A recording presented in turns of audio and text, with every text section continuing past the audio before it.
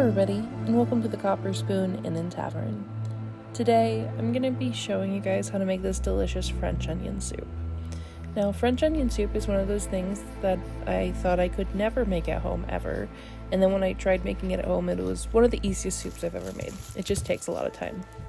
First, you're going to start off with 5 large onions. It's going to seem like a lot, but trust the process, you're going to need it all. And then you're going to peel those.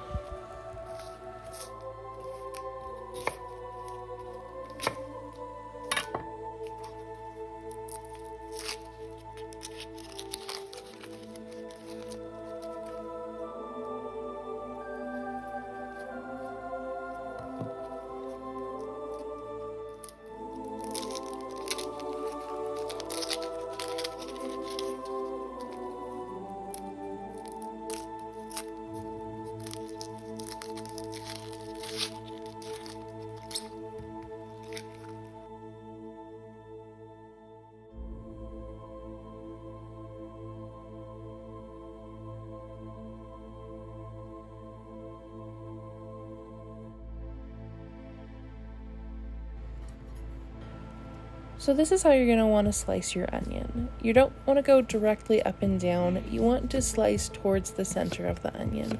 This is going to give you even long strips instead of having wide, thick ones at the end. This is how I was taught to slice onions when I worked in a restaurant, and it honestly works the best. So this is the method you're going to want to use while slicing all of your onions, and you just want to keep the slices as even as humanly possible.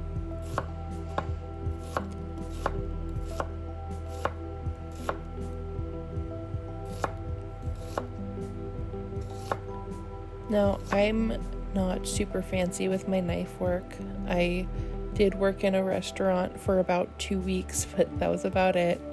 So just take your time on this. You don't have to be fancy. You're not Gordon Ramsay, nor am I. So just feel free to take your time and make sure you make everything as even as possible.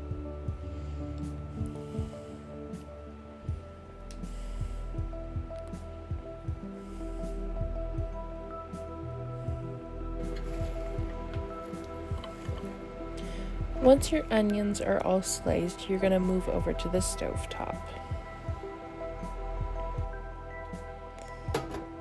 In a large Dutch oven or pot, I heated up about 2 tablespoons of olive oil and 2 tablespoons of butter. This seems like a lot, but you have a lot of onions, so just, again, trust the process. I threw in about half of my onions first, and then added a big pinch of salt, added the rest of my onions, and did another big pinch of salt on top. The salt's going to help break down the onions while they cook, and give it some nice flavor to it. You don't want to skip this step because it really does help break the onions down in the cooking process.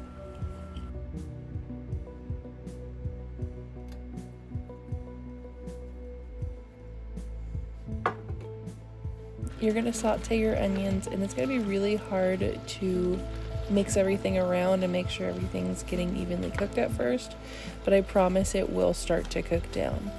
This process is going to take a very long time.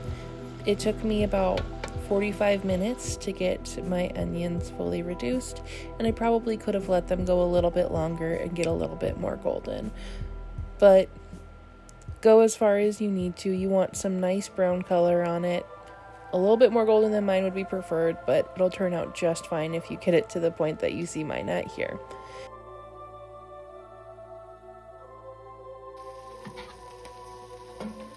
After they have fully cooked down, you're going to go ahead and add in your wine as well as your brandy. And then you want to cook that for another 5 to 10 minutes until the liquid has reduced by half. You're cooking down all of the alcohol right now and just leaving the flavor of it behind. If you can't use wine in cooking, you can replace this with a white tea. Instead, it'll give you that same kind of earthy flavor brought into it without being alcoholic.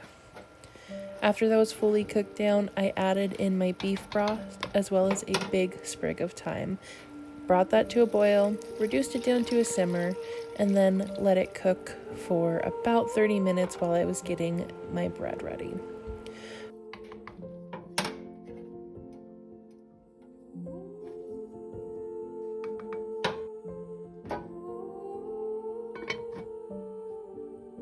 For the bread, I used a baguette that was about a day old. It was still soft enough that I could cut through it, but it was starting to get a little bit stale.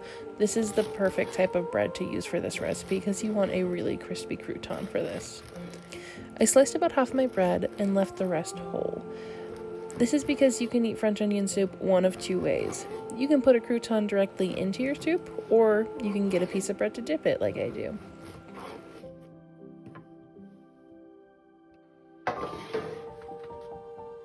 You're going to drizzle your bread with a nice little bit of olive oil and then some salt and pepper.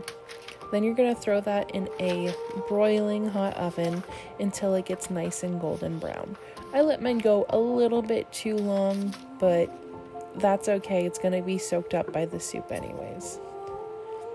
As soon as it comes out of the oven, you will take a raw clove of garlic and just rub it against the bread. It's going to give it a nice garlicky flavor without having too much garlic on there.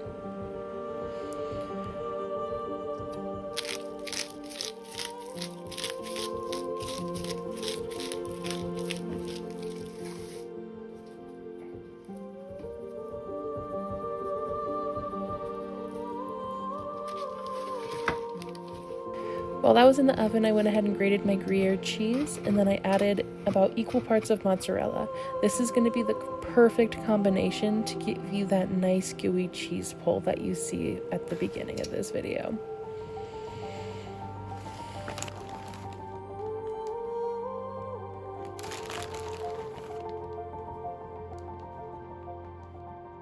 Now that the soup's been simmering for about half an hour and our bread is done, it's ready to assemble everything.